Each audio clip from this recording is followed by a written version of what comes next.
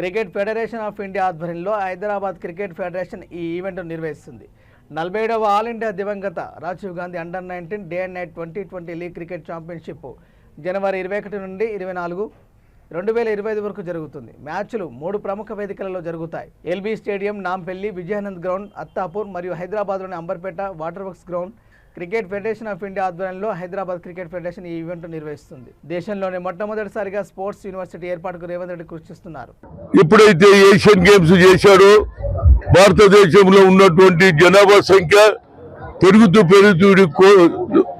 140 కోట్ల 40 లక్షల 140 కోట్ల జనం ఉన్నా మనకు గోల్డ్ మెడల్ రావడానికి చాలా ప్రయత్నం చేస్తున్నాం. దీనికి కారణం ఏంటంటే అన్నిటికీ బడ్జెట్ బాగుంటది, కానీ స్పోర్ట్స్ కు ఎవరు బడ్జెట్ పెంచారు.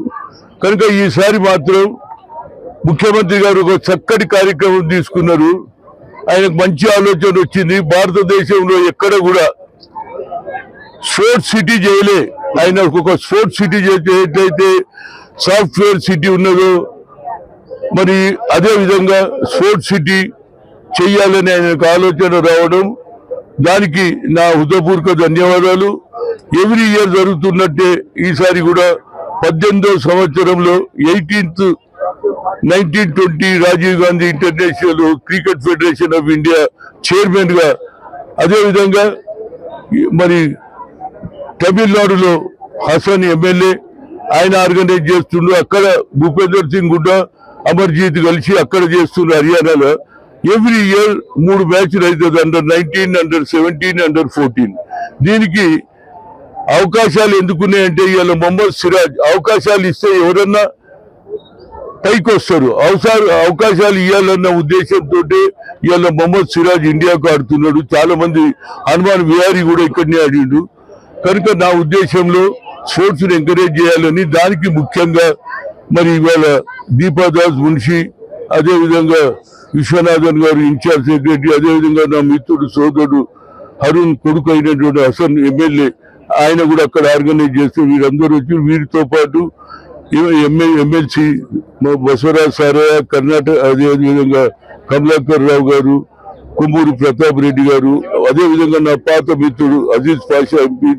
దీనికి అంతా కారకులు ఎవరంటే సాదిక్ పాషా, అమర్జీత్, అదేవిధంగా ఇక్కడ ఎవరు ప్రెసిడెంట్ గా అవినాష్, ఆది అవినాష్, అదేవిధంగా శ్రీకాంత్, వీళ్ళందరూ ఆర్గనైజ్ చేస్తున్నారు. ప్రతి సంవత్సరం చేస్తాం. ఈసారి కొత్తగా ఏంటంటే ముఖ్యమంత్రి గారు ఏదైతే మంచి నిర్ణయం తీసుకుందో దానికి అన్ని రాష్ట్రాలలో వచ్చినట్టు క్రీడాకారులు వాళ్ళ రాష్ట్రాలలో పోయి చెప్పాలని కోరుతున్నా.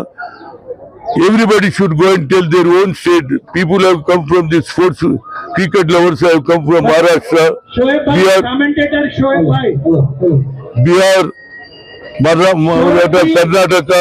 Everybody has come over here. By request, your Telangana, there is a sports city is going. Very shortly, it will take 1.5 years. Sports city should be there. Every game should be opportunity welcome to all over the country. Here every state people will come and take their exercise and also their training center also. Coaches will be there. Very good place we selecting. I want to thank at the same time to people who have come over here, sports lovers, and our Lakshman Yadav, Afsar Jai, although our Agarwal, Rajesh Agarwal, everybody was supported. So that's why I succeeded this thing. Every year I will conduct this thing. ప్రతి సంవత్సరం ఇదే విధంగా చేయాలనేది, sports ని encourage చేయాలనేది నా ఆలోచన.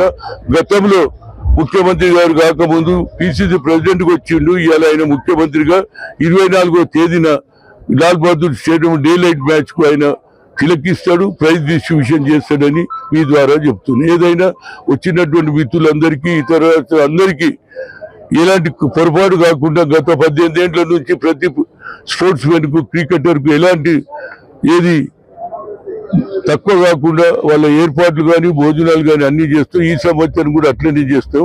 In future లో కూడా చేస్తాం. ఇంకా శ్రీలంక, దుబాయ్ వచ్చేది, మలేషియా వచ్చేది ఉండే